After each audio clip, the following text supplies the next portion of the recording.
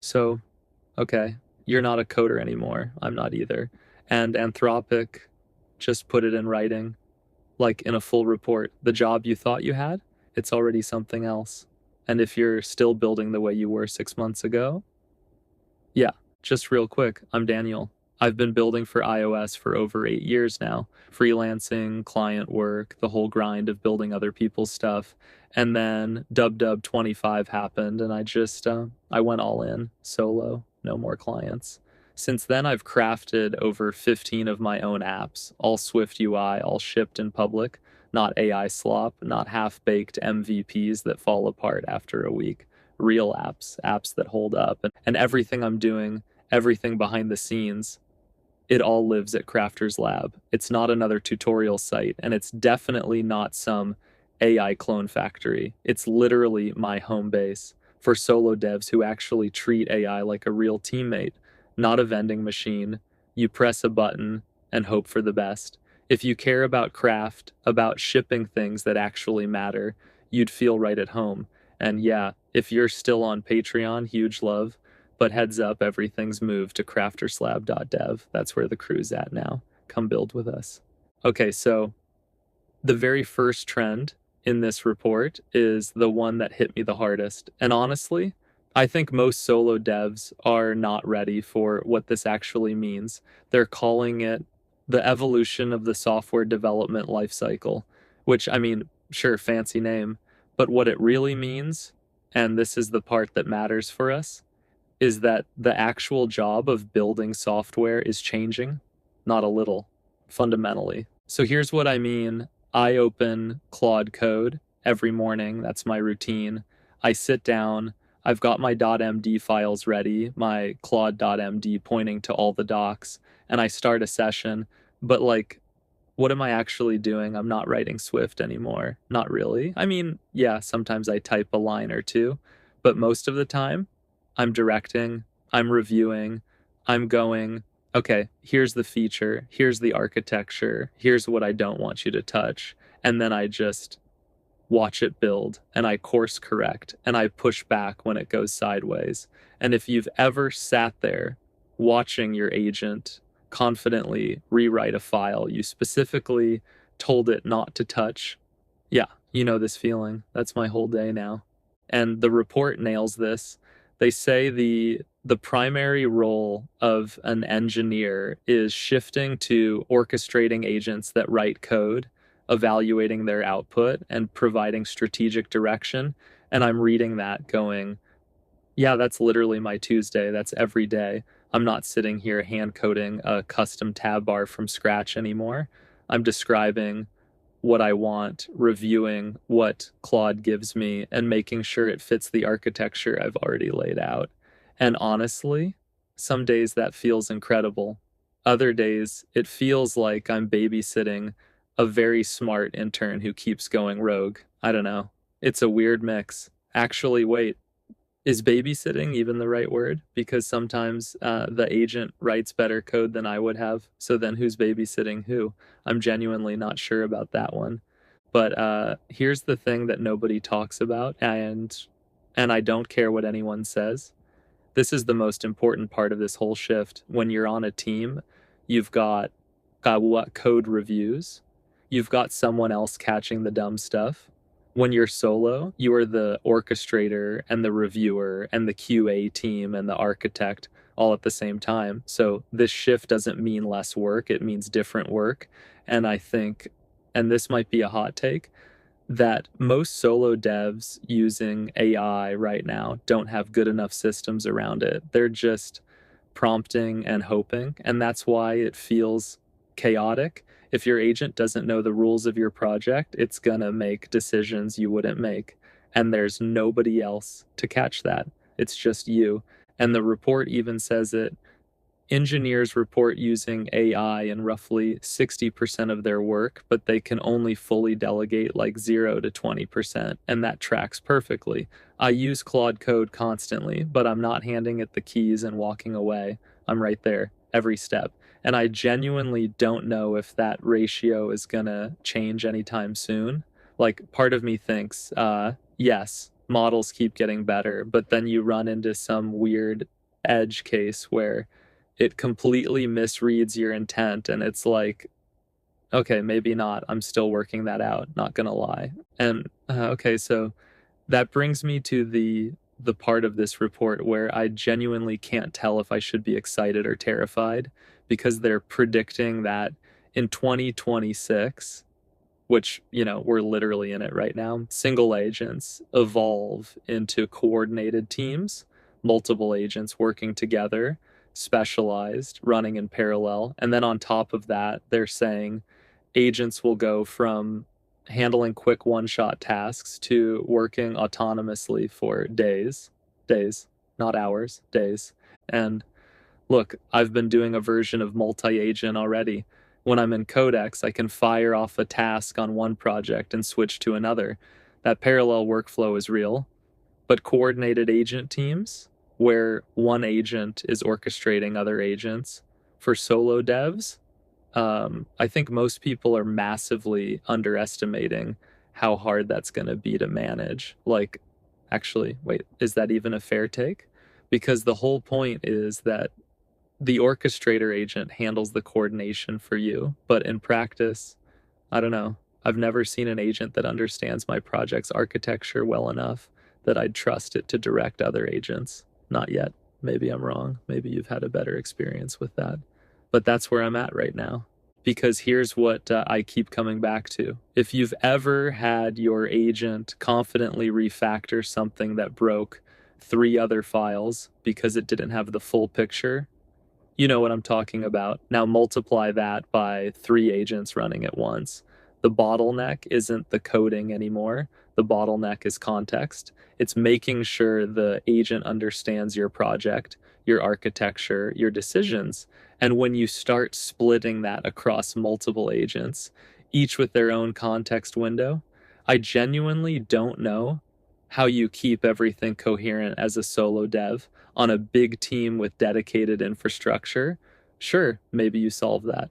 But when it's just you and your terminal, that coordination overhead could eat you alive. And I'm not sure anyone has a good answer for that yet. If you do, seriously, drop it in the comments because I'd love to hear it. Now, the long running agent thing. Okay, so this is where I actually get excited. No joke. The report mentions Rakuten had Claude Code work autonomously for 7 hours straight on a massive code base, and the implementation hit 99.9% accuracy. And I've had my own version of that. Not 7 hours, but I've kicked off big refactors before bed, let Codex run overnight, and woke up to a solid diff ready for review. And that feeling, that async loop of fire, sleep, review, refine. If you haven't tried that yet, you're missing out because your agent is working while you're not. Your studio doesn't shut down when you close the laptop. But here's my honest take, and this is where I might lose some people. The report says agents will handle the messy reality of software development, planning, iterating, recovering from failures, maintaining state across sessions. And I think that's aspirational right now. In my actual day-to-day, the agent still loses the thread on long sessions. It forgets decisions you made 3 hours ago. And you're sitting there going, we literally talked about this. I told you not to touch that file. And that's why I'm so obsessive about .md files and session docs. I build the memory for my agent because the agent can't build it for itself. And I think, okay, this might sound dramatic, but I actually believe it. That's the single biggest skill gap in solo dev AI right now. It's not about which model you use. It's about the system you build around it. I'm not sure that's the right way to think about it forever, but it's where I've landed for now. Okay, so here's where I want to shift gears because this is the stat from the report that genuinely stopped me, and I think it matters more than anything else in this entire document. They did internal research at Anthropic and found that about 27% of AI-assisted work consists of tasks that wouldn't have been done otherwise. not faster versions of existing work, well, not the same tasks done quicker, entirely new work, stuff that just wasn't happening before. And they specifically mention engineers fixing more paper cuts, those little annoying issues that always get deprioritized because nobody has time. And I'm sitting there reading that going, that is literally my life right now. Because before Claude Code, before any of this, I had this list. And if you're a solo dev, you have one too. You know the one. Little UI glitches, accessibility improvements, edge cases that only affected a handful of users, stuff you know about, stuff that bugs you every time you see it, but you never fix because there's always something more urgent. And you just keep pushing that list down and down and down. And after a while, you stop even looking at it because it just makes you feel bad. But now I knock those out. And here's what I think most people get wrong about AI productivity. It's not about doing the same work faster. I don't care what anyone says. That's not the real win. The real win is all the work you weren't doing.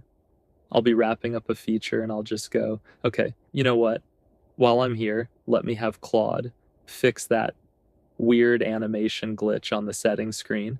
And it takes 5 minutes instead of an hour. And over time, those little fixes compound. Your app gets tighter, your reviews get better, your users feel it, even if they can't explain why. I've watched my App Store ratings tick up on apps where the only thing I changed was a bunch of tiny fixes I'd been ignoring for months. That's not a coincidence. And the bigger picture here, and this is where I might sound too excited for a guy talking about a PDF, but whatever, is that this changes what's viable as a solo dev. The report talks about timeline compression, making previously non-viable projects feasible. Features I would have cut from the scope because I didn't have bandwidth, now they make the cut. Experiments I would have shelved, I can actually try them. The ceiling of what one person can ship just got higher.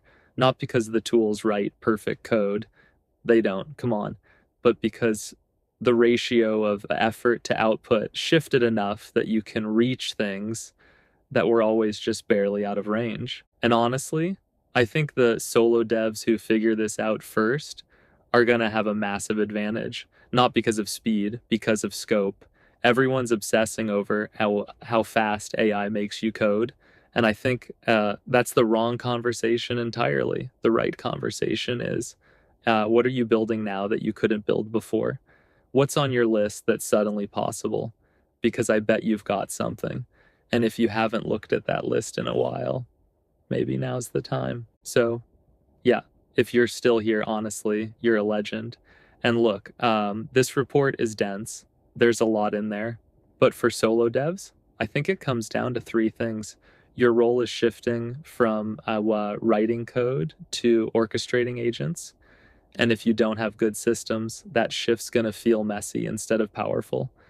Multi-agent is coming, but the context problem is real, and nobody's fully solved it yet, at least not for solo workflows.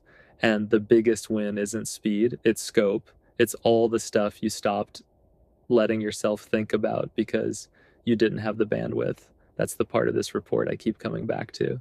And honestly, I think that's the part most people are going to miss. So, yeah.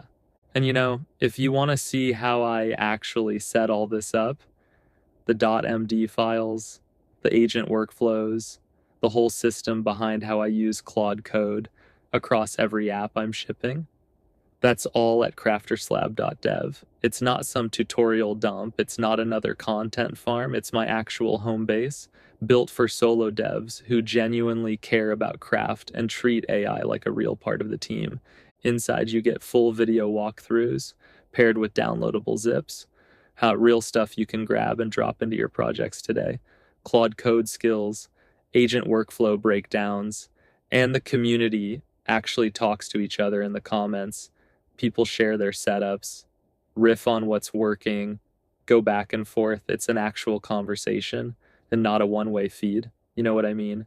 But the real depth is in the Notion team spaces. My playbook, every app I'm building, every prompt, every .md file, every decision doc and automation wired up behind the scenes.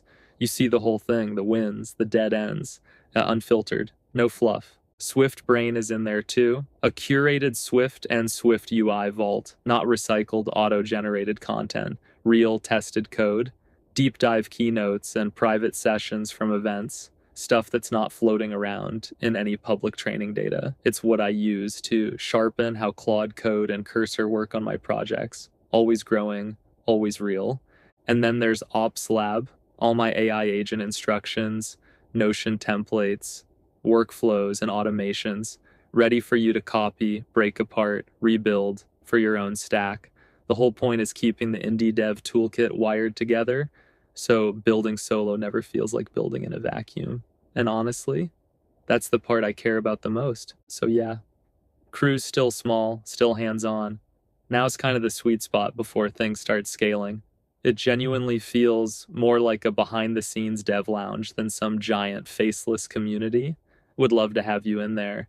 Swap workflows, compare setups, maybe figure out how to run 3 agents at once without losing your mind. I mean, I'm still figuring that out too, so keep crafting, keep orchestrating, and don't let the hype outrun your systems.